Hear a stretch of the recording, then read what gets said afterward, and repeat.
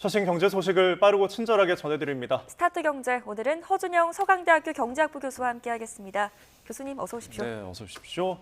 자, 어제 청약 신청이 굉장히 뜨거웠습니다. 지금 청약 홈페이지가 마비되고 접속자가 200만 명, 250만 명에 육박했는데 왜 이렇게 폭주를 했나요? 올 하반기에 분양 시장에 이제 최대어로 불리는 단지들이 어제 몰려 있었고요. 마감일에 어제 몰려 있었는데 대표적으로는 서초구에 있는 레미안 원펜타스, 그다음에 목동의 호반 서밋, 그리고 동탄역의 롯데캐슬 이런 단지들 어제 다 몰려 있었고요.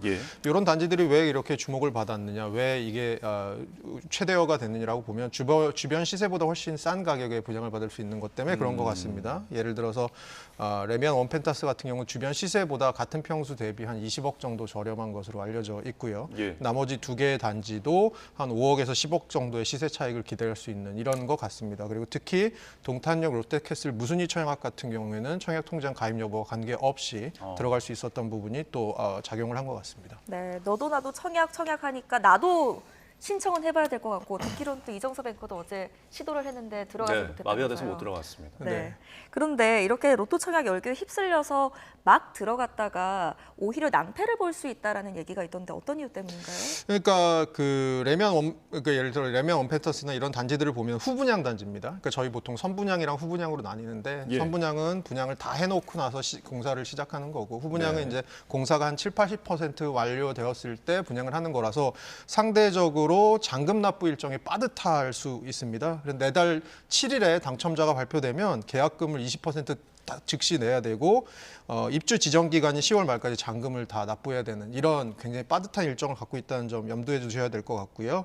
그다음에 전매 제한하고 실거주 의무 기간도 각각 3년씩 있습니다. 그리고 실거주 유예 기간을 활용해서 계약자를 찾아서 잔금을 해결해서 전세를 받더라도 2027년이 되면 실제로 들어가셔야 됩니다. 만약에 이때 실거주를 하지 않으면 아파트를 토지주택공사에 강제 반납해야 되는 이런 일도 벌어질 수 있다는 걸 염두에 두셔야 될 것 같습니다. 네.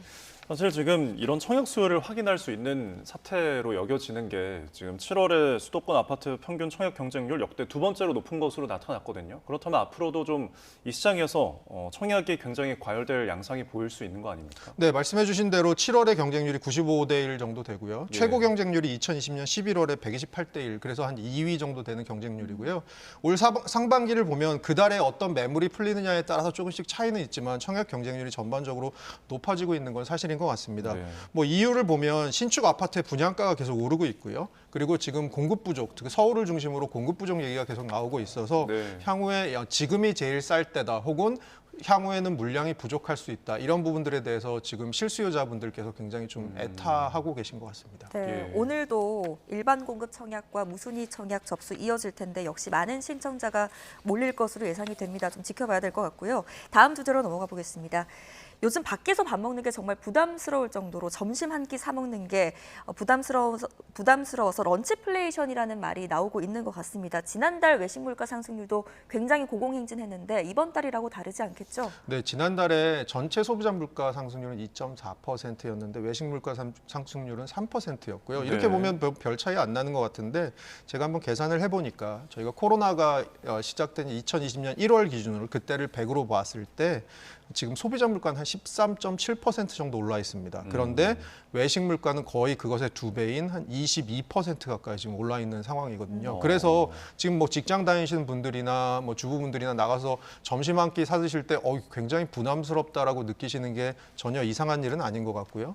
최근에 보면 외식 물가가 이렇게 체계적으로 좀 많이 올라갈 수밖에 없는 여러 가지 이유가 있습니다. 저희가 고물가 기간 지나오면서 그동안 물가 상승, 그러니까 가격 인상을 누르고 눌렀던 상품들이 계속해서 가격이 인상되고 있고요. 대표적으로 최근에 상품별로 가격 상승률 상위 10위 내에 장류, 그러니까 고추장이나 된장류 제품이 4개나 들어 있고요. 이거 지금 다 외식에 들어가는 재료들이고요. 그리고 최근 들어서 가공류나 그러니까 유류 제품, 그러니까 이런 제품들, 그래서 이런 제품들의 가격 인상, 더군다나 저희 외식 물가에 최근에는 빼놓고 생각할 수 없는 배달비, 지금 그래서 배달앱들의 가입비나 그 회원 그 월간 회원비 같은 것들이 계속해서 오르고 있는 실정이어서 외식 물가의 상승세는 당분간 계속될 수밖에 없지 않나라고 생각하고 있습니다. 네, 외식 물가, 배달해서 먹는 어떤 그런 식품군의 물가가 워낙 높다 보니까 집에서 좀 만들어 먹자는 기조가 형성되기도 했는데 결국은 장을 봐야 되잖아요. 그 장바구니 물가가 높으니까 이제는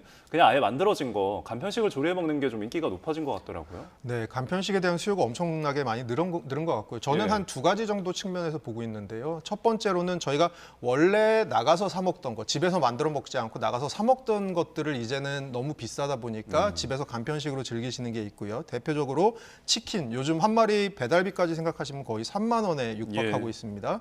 그다음에 이거를 고품질 냉동 치킨 같은 것으로 대체하는 것, 그리고 피자, 그리고 냉면 같은 것들을 이제 냉동식품이나 아니면 가정 간편식으로 해결하시는 분들이 계시고요. 실제로 요거 시장 규모가 굉장히 최근에 빠르게 늘고 있습니다.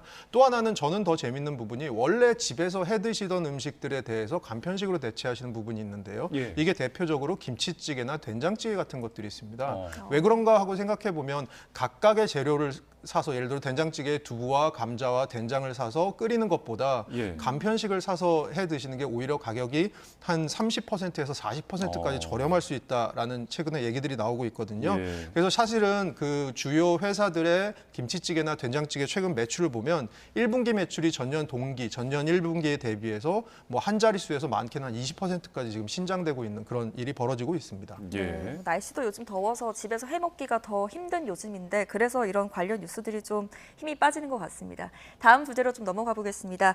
미국 대통령 선거가 이제 100일째 안 남았는데 캐스팅 보트로 비트코인이 떠오르고 있다면서요? 네, 이 가상화폐에 대한 구애가 양당에서 아주 뜨거운데요. 네. 예를 들어서 민주당 같은 경우는 바이든 정부 때는 비트코인에 대해서 과세하겠다. 특히 비트코인을 채굴하는 데 드는 전력에 대해서 한 30%를 과세해서 한 100억 달러 정도의 세수를 만들겠다는 얘기도 했었고요.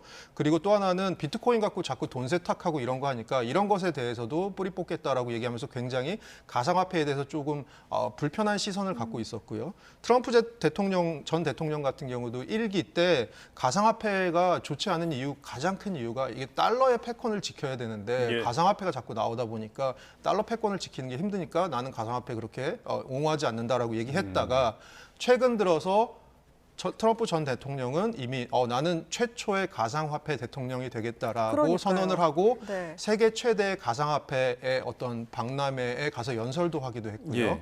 그리고 민주당도 지금 해리스 부통령 이제 후보가 되겠죠. 해리스 후보께서 지금 굉장히 가상화폐에 관련된 어떤 관계자들과 최근에 미팅을 주선을 하는 등 친가상화폐 행보로 조금 전환하는 모습이 보이고 있습니다. 네. 네. 제가 언급하신 것처럼 트럼프는 재임 시절에는 비트코인을 이제 반대를 하다가 이제 180도 선회를 했잖아요. 그 배경이 있을 것 같은데요. 근데 아무래도 여러 가지 이슈가 있을 것 같은데 저희 그 가장 크게 경제학에서 호텔링의 정리라는 게 있습니다. 이게 뭐냐면 100m라는 길이가 있는데 거기에 모든 게 다 동일한 커피숍이 2개가 들어간다면 결국은 끝에서 시작해서 가운데로 모이게 되거든요. 그래야지 손님을 오른쪽, 왼쪽에 50m씩을 나눠 가질 수 있게 되는 거잖아요. 예, 예. 그렇게 봤을 때는 이 가상화폐 시장이라는 게 이미 굉장히 큰 시장이 되어버렸고 저희는 또 하나 생각해 볼 수밖에 없는 게 이 돈의 힘입니다. 슈퍼팩이라는 게 있죠.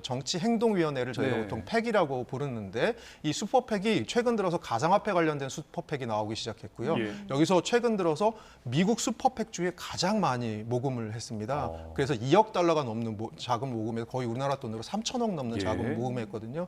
이 돈을 가지고 TV 광고, 어떤 특정 후보의 정책을 지지하는 TV 광고를 할 수 있거든요. 네. 그럼 이렇게 커져버린 슈퍼팩들을 굳이 마다할 이유가 없게 되는 거죠. 네. 그런 측면에서는 트럼프 대통령의 태세 전환은 그렇게 이상한 것 같지도 않고요. 또 한편으로는 해리스 부통령도 가상화폐에다 이렇게 등을 돌려버리면 두 가지를 놓치게 되는 거죠. 하나는 그렇게 슈퍼팩의 지지를 받아서 자기가 좀 선거 자금을 쓸 수 있는 것도 놓칠 수 있고 예. 또 하나는 그 선거 자금의 일부가 트럼프 대통령 쪽으로 갈 거기 때문에 내가 잘하는 걸 잘할 수도 없게 되고 상대방이 잘하는 걸 방해할 수도 없게 되는 이런 일이 벌어지는 거니까 아무래도 돈의 힘이 조금 크지 않을까 생각합니다. 네. 예. 교수님께서 말씀하신 것처럼 해리스 부통령 지금 외연 확장 어떤 식으로 좀 하고 있습니까? 제가 아까 말씀드린 이 슈퍼팩을 움직이는 가상화폐 관련된 관계자들과 적극적으로 미팅을 지금 주선하려고 하고 있고요. 아까 제가 말씀드린 대로 바이든 행정부에서 취했던 가상화폐에 취했던 어떤 반가상화폐적인 정책에서는 굉장히 많이 선회한 것입니다. 그런데 이것을 저희가 공짜로 볼 수만은 없는 게 미국은 뭐죠? 로비가 합법이죠. 그러면 이 슈퍼팩들이 결국 하는 일은 공짜로 돈을 대주는 것이 아니고 본인들이 원하는 대로 좀 규제에 대해서 개혁이나 완화를 요구할 것입니다. 그래서 결국은 이런 로비망에 포섭되는 것들도 한편으로는 미국 정치계에서 좀 경계해야 될 부분으로 보입니다. 참 미국은 경제와 정치가 굉장히 맞닿아 있다는 생각이 드네요. 지금 뉴욕 증시 상황 살펴보면은 이번 주 FOMC 7월도 예정돼 있고요. 여러 이벤트들이 있는데 좀 혼조세가 보이는 것 같아요. 네, 맞습니다. 다우는 약간 떨어졌고요. S&P는 약간 오르고 나스닥도 약간 올랐는데 그렇게 큰 폭으로 오르거나 내리지는 네. 않았고요. 이번 주에 그러니까 저번 주에 사실은 알파벳 구글의 모회사죠. 알파벳이랑 테슬라의 이제 실적이 공개됐고요. 이번 주에 나머지 M7 회사들의 실적이 뭐 마이크로소프트나 메타, 애플, 아마존 계속 나오게 됩니다. 거기다가 이번 주 우리나라 시간으로 목요일 새벽이면 미국에서 FOMC가 열리게 되죠. 아무래도 이것들을 보면서 결국 지금 금리 인하에 대한 기대감은 그 어느 때보다도 높은 것 같고요. 그래서 7월에 FOMC가 어떤 얘기를 하느냐. 그리고 더 중요하게 이미 시장의 눈높이는 굉장히 높아져 있는데 여기에 이 M7 기업들이 실적이 어느 정도 받쳐주느냐에 따라서 향후에 이 기술주들의 향방이 좀 갈릴 것으로 보입니다. 네, 예. 알겠습니다. 요거 하나 더 여쭤보고 마칠게요. 네. 미국의 대표 패스트푸드 체인 맥도날드가 2분기 매출이 팬데믹 이후에 처음 감소했다라는 발표가 나왔는데 실적 악화에도 불구하고 주가는 또 올랐네요. 네, 아무래도 이게 향후에 경기가 조금 안 좋은 쪽으로 갈 수가 있는 것도 있고 이렇게 되면 아무래도 조금 더 저렴한 음식에 대한 수요는 있을 것으로 보여지는데요. 최근에 맥도날드가 $5 밀을 내놨습니다. 네. 이 $5 밀을 내놓으면 예전에는 사람들이 그거 먹으러 갔다가 쉐이크도 먹고 감자튀김도 먹고 이렇게 했었는데 네. 최근에는 그렇게 지갑을 잘 열지 않는다고 해요. 그냥 $5 밀만 먹고 아주 간단한 음료수만 마시고 이래서 사실 맥도날드가 그렇게 재미를 보지는 못하고 있다고 합니다. 그럼에도 불구하고 향후에 조금 미국이 경기 둔화의 방향으로 나간다면 결국은 다시 이렇게 저렴한 음식에 대한 저렴한 패스트푸드에 대한 수요가 있을 것으로 보여서 결국은 이런 부분이 또 맥도날드의 향후 주가를 조금 움직이는 것 같습니다. 결국 물가가 또 잡혀야 가능한 일이라고 그럴 것 생각이 드네요. 같습니다. 네. 자, 지금까지 허준영 서강대학교 경제학부 교수와 함께했습니다. 오늘 말씀 고맙습니다. 잘 들었습니다.